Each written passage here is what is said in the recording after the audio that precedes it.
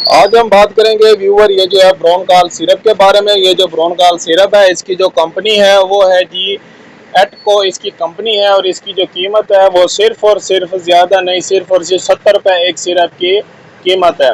और ये जो सिरप है आप इस्तेमाल कर सकते हैं व्यूअर, अगर आपको जो है खुश्क या बलगमी खांसी है, दमा है, या फिर अगर आपको सांस लेने में जो है दुश्वारी यानी कि मुश्किल पेश आ रही है, तब जो है आप ये सिरप इस्तेमाल कर सकते हैं।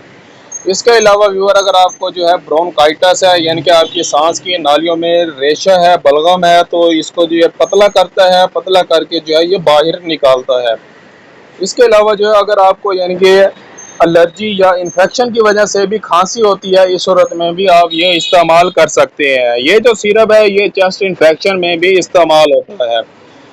इसकी जो खुराक है वो है जी बड़ों के लिए अमूमन 2 से 3 मरतबा आपने लेनी है। 2 चम्मच सुबह, 2 दोपहर, 2 शाम, या फिर जो है आपने 2 सुबह 2 शाम यानी कि 2 टाइम आपने इसको इस्तेमाल करवाना है। अगर आप इसको जो है ज़्यादा इस्तेमाल करते हैं, इसके जो है साइड इफ़ेक्ट्स जो है हो सकते हैं।